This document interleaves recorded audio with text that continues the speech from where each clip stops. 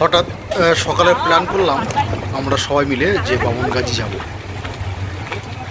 তো বামনগাজিটা কি সেটা আপনাকে জানাবো। বামনগাজি হলো একটি গাজী বাবার মন্দির,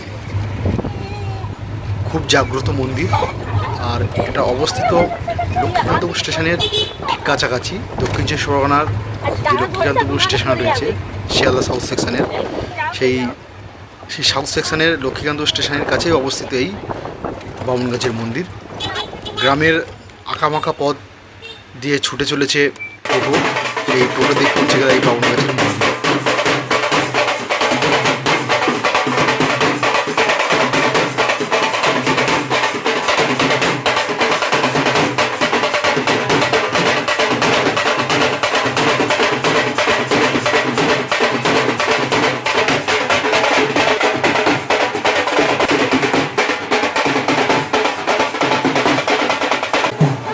বহুত দিন পরে এই বামনগাছিতে আসা। এখানকার স্পেশাল একটা খাবার রয়েছে, এই হচ্ছে ঘুগনি।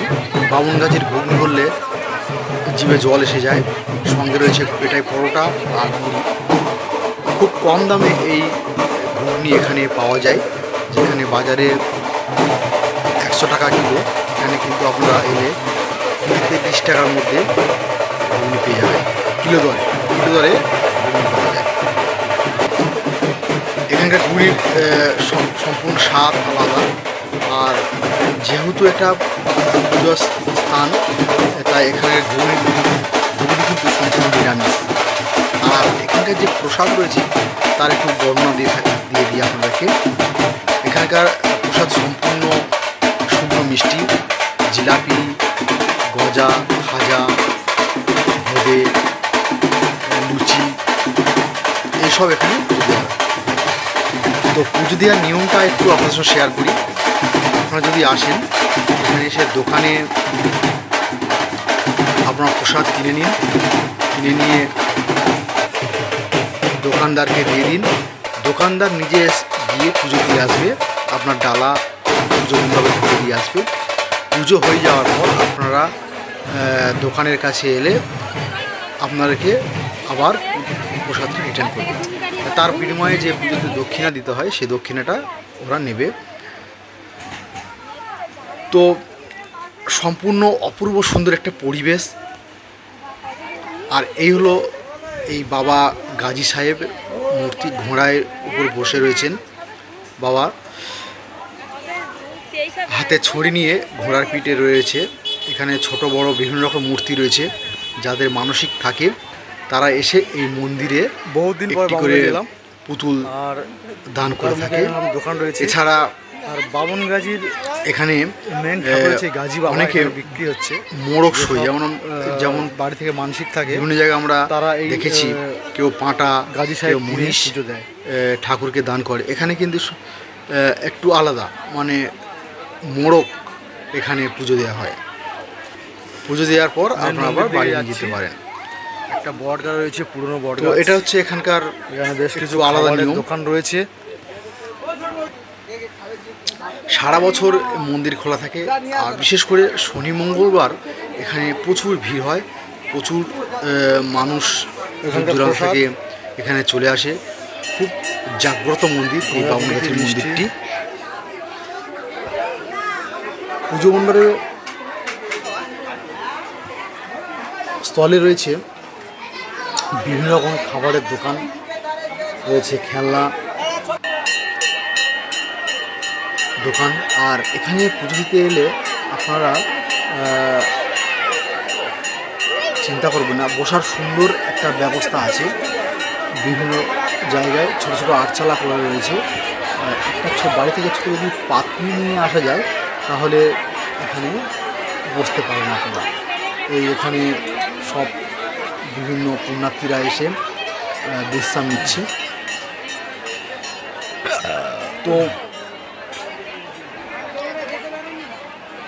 এখানকার যে পরিবেশটা সম্পূর্ণ মুগ্ধকর পরিবেশ। বিভিন্ন খাবার দোকানের সঙ্গে সঙ্গে খেলনার দোকান, বিভিন্ন আসবাবপত্রের দোকান রয়েছে এখানে। তো বামনগাজী যে মন্দিরটি অবস্থিত সেটা আরেকবার আপনাদেরকে জানিয়ে রাখি।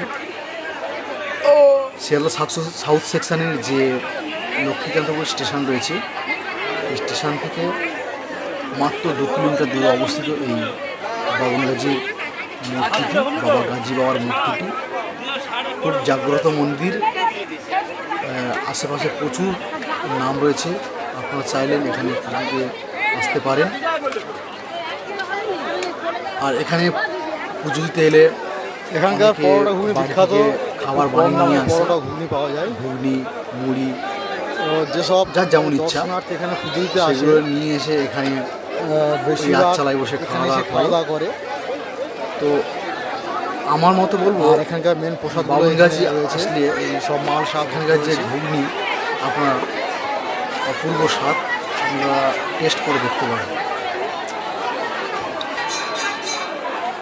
এই গাজী বাবার মন্দির, যাদের মানসিক থাকে তারা এই গাজী বাবার মন্দিরে গণ্ডি দেয়। তো এই সামনে রয়েছে পুকুরে স্নান করার পর এরকমভাবে গণ্ডি দিতে দিতে মন্দিরের দিকে যাচ্ছে পুণ্যার্থীরা।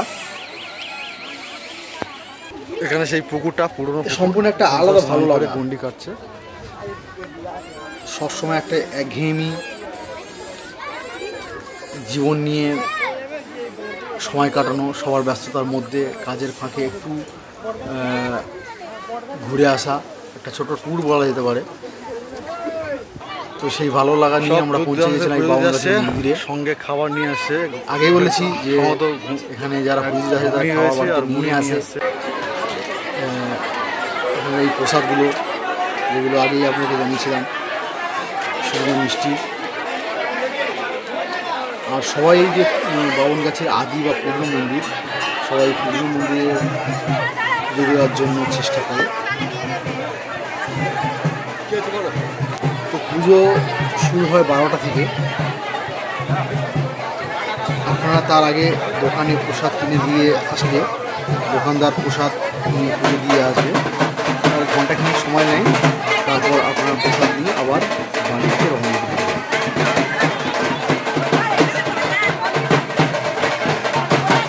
প্রচুর দূর দূরান্ত থেকে এখানে পুণ্যার্থীরা আসে পুজো দেওয়ার জন্য। ভিডিওটা কেমন লাগলো অবশ্যই কমেন্ট করে জানান, আর ভালো লাগলে অবশ্যই চ্যানেলটিকে সাবস্ক্রাইব করুন।